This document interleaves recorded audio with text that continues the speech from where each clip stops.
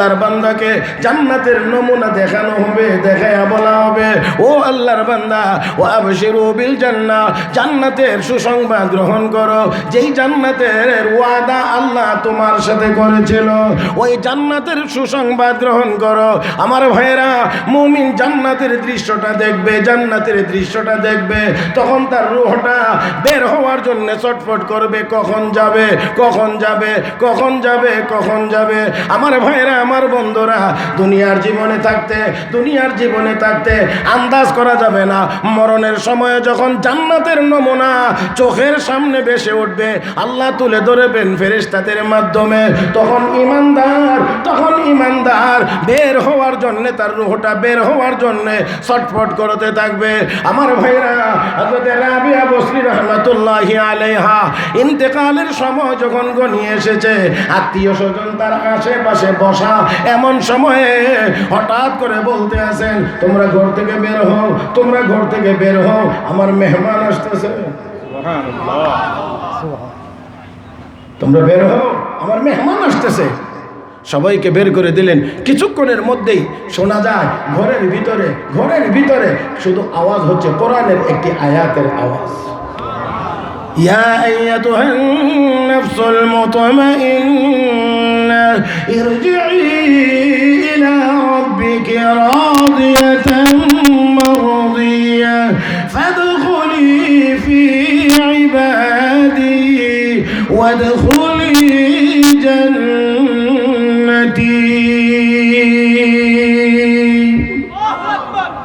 হে প্রশান্ত মন, ইরজিই ইলা রাব্বিক, তোমার রবের দিকে ফিরে চলো। রাদিয়াতাম মারদিয়া, তুমি অসন্তুষ্ট, তোমার রব অসন্তুষ্ট। এই আয়াতের তেলাওয়াত শুনে ফাদখুলি ফি ইবাদি ওয়াদখুলি জান্নাতি, আমার বান্দাদের অন্তর্ভুক্ত হয়ে, নেককার বান্দাদের অন্তর্ভুক্ত হয়ে আমার জান্নাতে প্রবেশ করো, আমার জান্নাতে প্রবেশ করো। এই আয়াতের তেলাওয়াতের পরে আর কোনো কিছুই সারা শব্দ পাওয়া যায় না। আত্মীয় স্বজন এবার ঘরের ভিতরে প্রবেশ করে দেখে আল্লাহর বান্দি আর দুনিয়াতে নাই, আল্লাহ জান্নাতের মেহমান হয়ে চলে গেছে। আল্লাহু আকবার। হাফিজুল হাদিস হযরত আকদাস হযরত মাওলানা আব্দুল্লাহ দরখাস্তি রহমাতুল্লাহি আলাইহি ইন্তেকালের সময় ডাক্তার আসছে, ডাক্তার নিয়ে আসছেন, ওনার অবস্থা মুমূর্ষ। ডাক্তার নিয়ে আসলে ডাক্তার এসে তার যন্ত্রপাতি শরীরে ধরে কয়, হার্ট কাজ করতেছে না, হার্ট কাজ করছে না। হাফিজুল হাদিস আল্লামা আব্দুল্লাহ দরখাস্তি রহমাতুল্লাহি আলাইহি বেয়াকুফ ডাক্তার, মুমিনের হার্ট আবার কাজ করে না কেমনে রে? ওই ডাক্তার, তুই শোন, আমি তোকে আল্লাহর নবীর হাদিস শোনাইব, বুখারীর হাদিস শোনাইব, সনদ সহ মতন সহ আমি তোরে সনদান মাতনান হাদিস শোনাইতে আসি। তিনি একটা হাদিস শোনাইছেন, দ্বিতীয় হাদিস শোনাইছেন, তৃতীয় হাদিস পড়ার সময়ে আল্লাহর জান্নাতের মেহমান হয়ে গেছে। ও মুসলমান, মুমিনের নেককার যারা, তাদের রূহটা তো এমন করেই বের হবে। ও ভাইয়েরা, দুনিয়াতে যেহেতু থাকা যাবে না, মরতেই যেহেতু হবে, তাহলে ভালোভাবেই তো মৌত হওয়া দরকার। কথা কন। আল্লাহর পক্ষ থেকে ফেরেশতারা যেন সুসংবাদ নিয়ে আসে, লা তাখাফু ওয়া লা তাহজানু ওয়া আবশিরু বিল জান্নাতিল্লাতী কুনতুম তুআদুন নাহনু আউলিয়াউকুম ফিল হায়াতিদ দুনিয়া ওয়া ফিল আখিরাহ। তোমার সাথে ছিলাম, তোমার সাথে আমরা থাকবো। আর আল্লাহ রাব্বুল আলামিনের পক্ষ থেকে তারা বলতে থাকবে, ওয়ালাকুম ফিহা মা তাশতাহি আনফুসুকুম ওয়ালাকুম ফিহা মা তাদউন। এ আল্লাহর বান্দা বান্দি, জান্নাতে গিয়ে মনটা যা চাইবে তা পাইবা, মুখে যা বলবে তাও পাইবা। সেই জান্নাতের সুসংবাদ গ্রহণ করো, এমন জান্নাতের সুসংবাদ দেওয়া হবে। মুহতারাম হাজরিন, তাহলে আসুন আমরা এই সুন্দর মৌতের জন্য, যেই মৌতের সময় ফেরেশতা এসে আমাদেরকে সালাম দিবে, সেই মৌত যেন আল্লাহ আমাদের সবাইকে নসিব করেন। সবাই বলি আমিন। পক্ষান্তরে যারা কাফের বেঈমান হবে, ঈমান থাকবে না, ঈমান নাই, নেক আমল নাই, কাফের বেঈমান, তারা তো মৌতকেই জন্যই ভয় পায়, ভয় পাওয়ারই তো কথা, কারণ মরতে তো তারা চাইবে না। আমার ভাইরা, আমার বন্ধুরা, এমন অবস্থা, দুনিয়া দুনিয়া দুনিয়া দুনিয়া দুনিয়া দুনিয়া, আরো চাই আরো চাই আরো চাই আরো চাই, এই করতে করতে করতে করতে করতে করতে দুনিয়ার জীবনটা পার করে। আমার ভাইরা, জান চলে না, চোখে ভালো দেখে না, হাঁটতে পারে না, তারপরেও দুনিয়ার সম্পদ আরো চাই। কথা কয় না, কথা কয় না। কাফের বেঈমানদের টার্গেট একমাত্র দুনিয়া। আমার বন্ধুরা, ইমানদার যদিও দুনিয়ায় বিচরণ করে, তাহলে দুনিয়াতে বিচরণ যদিও করে, কিন্তু ইমানদারের দৃষ্টিভঙ্গি আর কাফের বেঈমানের দৃষ্টিভঙ্গি এক হতে পারে না। ও মুসলমান, সহজে বোঝার জন্য আমি বলে থাকি, আকাশে পাখি উড়ে, একটা পাখির নাম ঈগল আর একটা পাখির নাম হলো শকুন। ও মুসলমান, শকুন সবসময় মরা পশাটার খোঁজ করে, তালাশ করে, মরা পশাটা তালাশ করে খায়, আর ঈগল সবসময় জিন্দাটা শিকার করে খায়। এই জন্য দুনিয়াতে কাফের বেঈমান আর মুসলমান একই দুনিয়ায় বিচরণ করে, কিন্তু কাফের বেঈমানের নজর হলো শুধু মরা পচা দুনিয়ার দিকে, আর ইমানদার দুনিয়ার জমিনে বিচরণ করলেও ইমানদারের নজর হলো আল্লাহর তৈরি জান্নাতের দিকে। আমার ভাইয়েরা, কাফের বেঈমানরা দুনিয়াটাকেই মনে করে সব কিছু, দুনিয়া ছাড়া আর কিছুই বোঝে না। আমার বন্ধুরা গো, আমাদের অধিকাংশ মুসলমানদেরকে এই কথা শিখাইয়া ফেলেছে, আমাদেরকেও এই দিকেই চালাইতে শুরু করেছে। এটা হলো যে দুনিয়া ছাড়া, টাকা পয়সা ছাড়া আর কিছুই চলে না, উন্নতি হয় না টাকা পয়সা ছাড়া। আমার ভাইয়েরা, এমনি করে দুনিয়ার পিছনে আমাদেরকেও দৌড়াইয়া দিয়ে আসছে, আমরা আমাদেরকেও দুনিয়ার পিছনে লাগাইছে, দুনিয়া আরো কামাই করো। এই করতে করতে বহু মানুষ মৃত্যুবরণ করে দুনিয়া থেকে চলে গিয়েছে, দুনিয়ার জায়গাতেই পড়ে আছে। আমার বন্ধুরা, আসুন চাই বলছি, দুনিয়ার পিছনে দৌড়াইতে থাকলে একটা সময় গিয়ে দেখা যাবে দুনিয়ার জীবনেও লাঞ্ছিত হওয়া লাগবে, আর মরণের সময়ে কষ্ট করা লাগবে, আর হাসরের ময়দানে সব সময়ের কষ্ট তো অবশ্যই আছে। আজকের দুনিয়াতে মুসলমানেরাও শুধুমাত্র দুনিয়ার পিছনে দৌড়ানোর কারণে, এক শ্রেণীর মুসলমান, নামের মুসলমান হইয়াও শুধুমাত্র দুনিয়ার পিছনে দৌড়ানোর কারণে আজকে আমরা কাফের বেঈমানদের সামনে গিয়ে দাঁড়িয়ে সাহস করে কথা বলতে পারি না। আরেকটু জোরে। আমরা সাহস করে কথা বলতে পারি না, কারণ দুনিয়ার পূজারি হয়ে গিয়েছি আমরা। এই জন্য, আর যদি দুনিয়াকে আমরা পিছনে রেখে আল্লাহর জান্নাতকে সামনে রেখে বুকে ঈমান নিয়ে যদি ময়দানে দাঁড়াইতে পারি, শাহজালাল মুজাররদি আমানির আল্লাহু আকবারের আওয়াজে যদি গোবিন্দের দালান ভাঙতে পারে, 200 কোটি মুসলমানের আল্লাহু আকবারের আওয়াজে অবশ্যই জারজ রাষ্ট্র ইসরায়েলের নাম নিশানা পৃথিবীর মানচিত্র থেকে মুছে যাইতে পারে।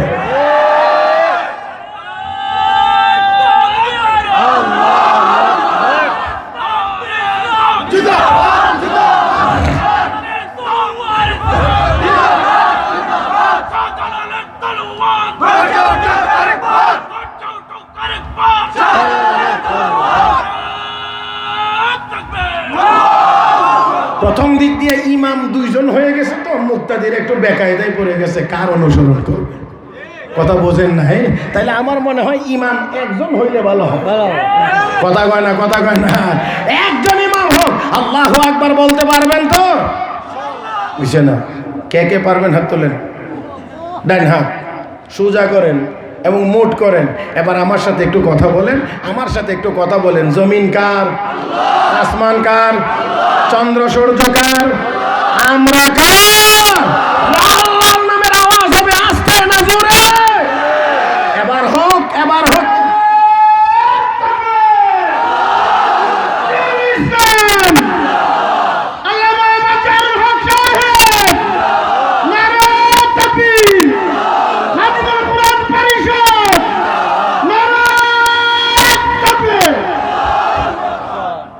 মাশাআল্লাহ।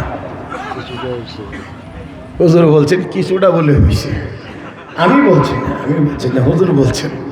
তো হুজুর বললে এখানে তার আমার কোনো কথা বলা চলে না। আমার ভাইয়েরা, একটু বলার যদি দরকার একটু বলিষ্ঠ আওয়াজে বলতে হবে, কি বলে? ঠিক দুনিয়ার পিছনে নয়, দুনিয়ার পিছনে নয়, দুনিয়ার পিছনে নয়। আসুন আমরা তাকাই জান্নাতের দিকে। জান্নাত মরণের সময় চোখের সামনে উঠবে, পেশ করা হবে। আর ওই দৃশ্য দেখতে থাকলে এই দিক দিয়ে আজরাইল রূহটা বের করে জান্নাতি রেশমি রুমাল দিয়ে পেঁচিয়ে সুন্দর করে ওই জায়গা পর্যন্ত পৌঁছায় দেবে। হযরত আসিয়া নির্যাতিত, চরম পর্যায়ে নির্যাতিত, সর্বোচ্চ নির্যাতনের শিকার শুধুমাত্র ঈমানের কারণে। সর্বশেষ আল্লাহর এই বান্দি আল্লাহ রাব্বুল আলামিনের কাছে দোয়া করছিলেন, রব্বি ইবনি লি ইনদাকা বাইতান ফিল জান্নাহ ওয়া নাজ্জিনি মিন ফিরআউনা ওয়া আমালিহি ওয়া নাজ্জিনি মিনাল কওমিজ যালিমিন। হে মুসলমান, আল্লাহর বান্দি দোয়া করেন, আল্লাহ রব্বি ইবনি লি ইনদাকা বাইতান ফিল জান্নাহ, হে মালিক আমাকে এই নির্যাতন করা হচ্ছে, আল্লাহ এই সব কিছুর বিনিময়ে আমি দুনিয়াতে কিছু চাই না গো, আমি তোমার কাছে চাই, তোমার নিকটে জান্নাতের ভিতরে আমার জন্য একটা ঘর বানায় দাও। রব্বি ইবনি লি ইনদাকা বাইতান ফিল জান্নাহ, আল্লাহ তোমার নিকটে জান্নাতের ভিতরে আমার জন্য ঘর বানায় দাও। আল্লাহ রাব্বুল আলামিন বলেন, ফেরেশতারা আমার বান্দি এমন কঠিন মুহূর্তে আমার কাছে জান্নাত চায়, আমার কাছে জান্নাতের ভিতরে ঘর চায়, আমি আল্লাহ শুধু দেব একটুকুতে হয় না, আমার বান্দির চোখের সামনে জান্নাতের নমুনাটা হাজির করে দাও। ও ভাই, এটা হলো জান্নাতের নমুনা চোখের সামনে দেখে দেখে তখন এই যে মরণের যে স্বাভাবিক কষ্ট, এই কষ্টটা তখন আর কষ্ট অনুভব হয় না। টার্গেট কি? ওই যে যাব কোথায়? জান্নাতে। মৌতের যে স্বাভাবিক যে কষ্ট আছে, এই কষ্টটা তখন আর কষ্ট অনুভব হয় না। আপনাদেরকে একটু সহজে বোঝানোর জন্য আমি বলতে চাই, দেখেন ঈদের আগের রাতটা না কি কয়? চাঁদ রাত। মাশাআল্লাহ, আপনারা কি এটা বুঝেননি? আগামীকাল ঈদ, আজকের যে রাতটা এটারে চাঁদ রাত কয়। তো ঈদের রাত আপনি মনে করেন ঢাকা আসতে হবে, বাড়িতে সকালবেলা ঈদের নামাজ, আত্মীয় স্বজন, মা বাপ, ভাই বোন যারা যারা আছে সবার সাথে মিলে ঈদের আনন্দ উদযাপন করবেন। এখন ঢাকা ব্যবসা বাণিজ্য করেন, কোনো কারণে আসতে লেট হয়ে গেছে, রাত্রে আসছেন, এখন গাড়িতে উঠবেন, বাসে উঠবেন, আইসা দেখেন সিট নাই, ইঞ্জিনের বর্নারে নাই, কোনো জায়গাতে বসার মতো কোনো সুযোগ। এখন দাঁড়ায় যেতে পারবেন, ঢাকা থেকে মৌলভীবাজার দাঁড়ায় আসা দেখি সোজা কথা? হ্যাঁ আমার ভাইয়েরা, তারপরে আবার বড় লেখা হইলে আরো কাছে, আরো দূরে, কিন্তু তারপরেও দেন নেন ভাই, উঠান উঠান, দাঁড়ায় এই ওই রডে ধরে যাব। বাড়ির থেকে ফোন দিতেছে, কথার কথা মা ফোন দিয়েছে, কিরে বাবা গাড়ি পাইছ? মা আসতেছি, চিন্তা করো না, সকালে হওয়ার আগে আগে আল্লাহর মধ্যে পৌঁছে যাবো। তা আসার পরে মা জিগা, কিরে বাবা কেমনে আইস? গাড়ির সিট টিট পাইছিলি নি? মা সিট পাই নাই তো, কেমনে আইস? দাঁড়ায় আছি, দাঁড়ায় কষ্ট হয় না? না কষ্ট হইব কেন, আরও অনেক মানুষ ছিল আমার সাথে, দাঁড়ায় দাঁড়ায় কথাবার্তা বলতে বলতে বাড়িতে চলে আসছি। অথচ এই ছেলেটাকেই যদি এই ঈদের রাত, ঈদের দিন আগামীকাল সকালে না হইতো, তাহলে তারে যদি বলা হইতো দাঁড়ায়া, সে তো পারলে যে কইতো যে দাঁড়ায়া যাইব, হেরে সুদ্ধা মারি ধরতো। গাড়ির পিছনের সিট করা, পিছনের যাবো না, জাকি লাগে, জাকি লাগে, পিছনে যাব না তো কি করবেন? দেখ সামনে সিট আছে, সামনে থাকলে দে, নাহলে যাবো না, পরের গাড়ি দিয়ে যাবো। আমার ভাইয়েরা, তাহলে একটু খেয়াল করে দেখেন, আগামী সকালটা হলো ঈদ, আমাকে ঈদের আগে বাড়ি গিয়ে পৌঁছতে হবে, আত্মীয় স্বজনের সাথে মিলে আমাকে ঈদ করতে হবে। এটা সামনে টার্গেট থাকার কারণে এই যে 5-6 ঘন্টা গাড়িতে দাঁড়িয়ে রইল, এই দাঁড়ানোর কষ্টটা তার কাছে কষ্ট বলে মনে হয় না। আল্লাহর ইমানদার নেককার বান্দা বান্দিরা যখন জান্নাতের নমুনা তার চোখের সামনে চলে আসবে, তার টার্গেট যখন হবে আল্লাহর জান্নাতে যাওয়া, তখন তার ওই দুনিয়ার অন্যান্য কষ্ট, এমনকি মৌতের স্বাভাবিক কষ্ট তার কাছে আর কষ্ট বলে মনে হবে না, কারণ মরলেই তো জান্নাত। সেই জন্যে আমাদের টার্গেট হওয়া চাই আমরা কোথায় যাব? আওয়াজ করে বলবেন, কোথায় যাব? وسارعوا إلى مغفرة من ربكم وجنة عرضها السماوات والأرض أعدت للمتقين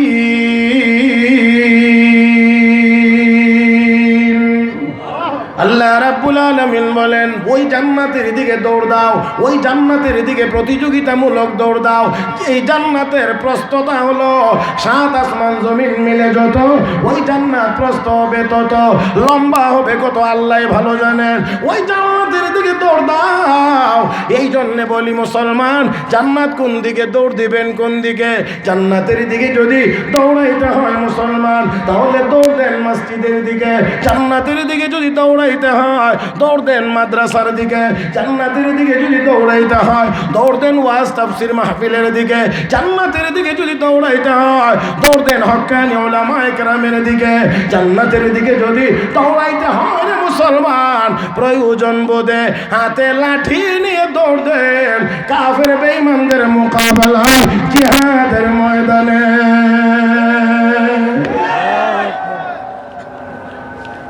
আসো, আল্লাহ যেন আমাদেরকে তৌফিক দান করেন, বলি আমিন। আর একটু জোরে বলি আমিন। মুহতারাম হাজরিন, আসুন তো ইমানদার মৃত্যুবরণ করবে। মরণের সময় ইমানদার জান্নাতের নমুনা দেখে দেখে মৃত্যুবরণ করবে। জান্নাতের নমুনা তার চোখের সামনে থাকবে। পক্ষান্তরে যারা কাফের বেঈমান, যারা দুনিয়া নিয়ে ব্যস্ত, মহাব্যস্ত, শুধু দুনিয়া। মুহতারাম হাজরিন, তাদের অবস্থাটা কি? এই দুনিয়ার জীবন এইভাবে দুনিয়ার পিছনে দৌড়াইতে একেবারে তার প্রাণটা একেবারে গলার কাছাকাছি চলে এসেছে। তারপরেও এখনো সে দুনিয়াই জপে। আল্লাহ রাব্বুল আলামিন বলেন, কাল্লা ইযা বালাগাতিত তারাকিয়া ওয়া কিলা মান রাক ওয়া যান্না আন্নাহুল ফিরাক।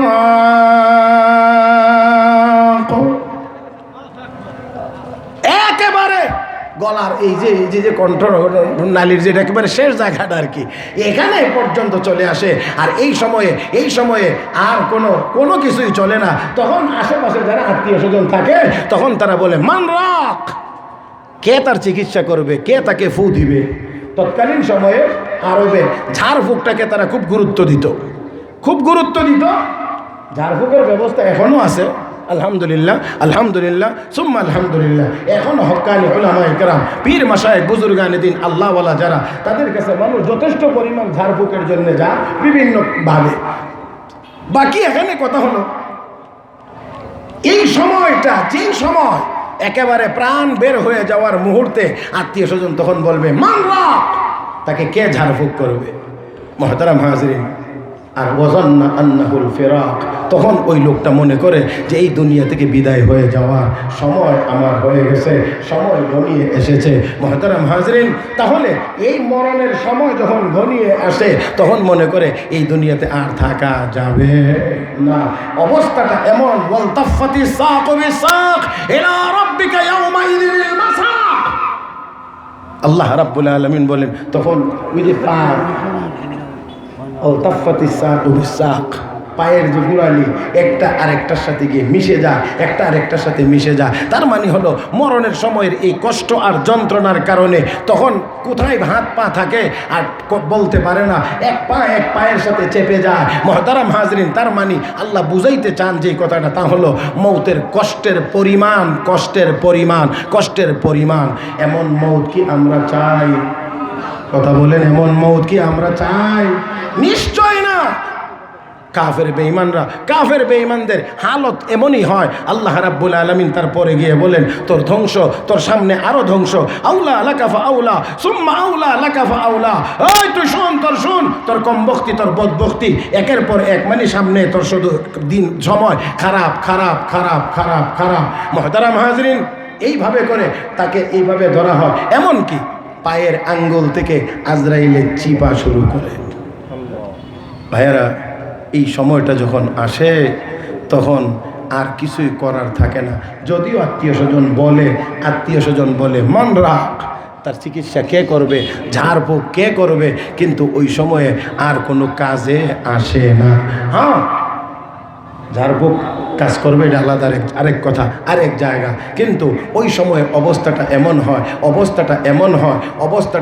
হয় যে তখন আর কোনো কিছুই বুঝে না, তার চোখের সামনে জাহান্নামের আগুন দাউ দাউ করে চলতে থাকে, সেই দৃশ্যটা তাকে দেখানো হয়। শুধুমাত্র এটা না, হাদিস শরীফে আছে তখন জান্নাতটা আগে দেখানো হয়। এই দেখো, তোমার জন্য এই জান্নাত ছিল, এই জান্নাতের বাড়িটা তোমার জন্য ছিল, তুমি যদি ইমানদার হইতা, নেককার হইতা, তাহলে এই বাড়িটা তুমি পাইতা, কিন্তু ইমান আর নেক আমল না থাকার কারণে এখন তোমার ঠিকানা এই জাহান্নাম। এবার দেখানো হয়। এবার বলেন দেখি, চোখের সামনে যখন দেখে জাহান্নামের আগুন, জাহান্নাম, তখন রূহটা ভিতরে লুকানোর চেষ্টা করে, এখানে ওইখানে, এখানে ওইখানে, এখানে ওইখানে। আজরাইল কি রেখে যাওয়ার মতো ব্যক্তি? হ্যাঁ, এবার শুরু হয় চিপা। এবার শুরু হয় রুহটাকে বের করার জন্যে, পায়ের আঙ্গুল থেকে চিপা যখন শুরু হয় আস্তে আস্তে করে। এই জন্যে অনেকে আমরা বলে থাকি পাউডার ঠান্ডা হয়ে গেছে। পাটা কি হয়ে গেছে? ঠান্ডা হয়ে গেছে। আমার ভাইয়েরা, মোটামুটিভাবে মূল কথা হলো এই, ঈমান থাকবে যার, নেক আমল থাকবে যার, তার মৌত হবে সম্মানজনক। আর যার ঈমান নেক আমল থাকবে না, তার মৌত হবে অনেক কষ্টের এবং অপমানজনক। তাহলে আসুন, আমাদেরকে যেহেতু মরতে হবে, তাই মরণের জন্যে আমাদেরকে প্রস্তুতি নিতে হবে ঈমান আর নেক আমলের মাধ্যমে। ঈমান আর নেক আমলের মাধ্যমে আমাদেরকে মৌতের জন্য প্রস্তুতি নিতে হবে। মুহতারাম হাজিরিন, ওই কষ্টের কথা, ওই মরণের কথা, এই জন্যে আল্লাহ রাব্বুল আলামিন কোরআনে কারীমের ভিতরে বিভিন্নভাবে তুলে ধরেছেন।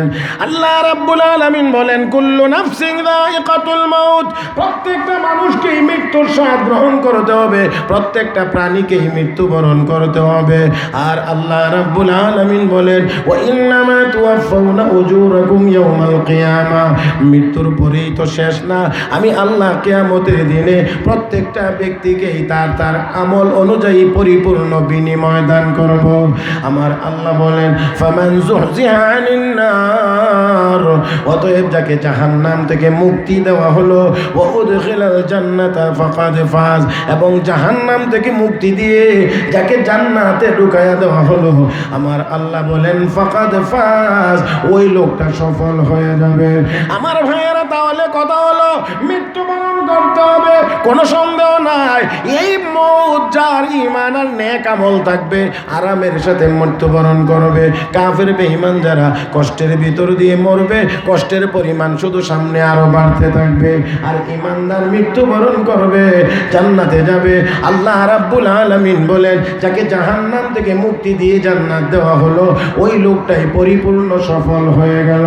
ও মুসলমান, দুনিয়াতে আমরা অনেকে অনেকভাবে সফলতা চিন্তা করি। মুফাসসিরিন কেরাম লেখেন, সফলতার বিফলতার দিক দিয়ে মানুষ চার প্রকার।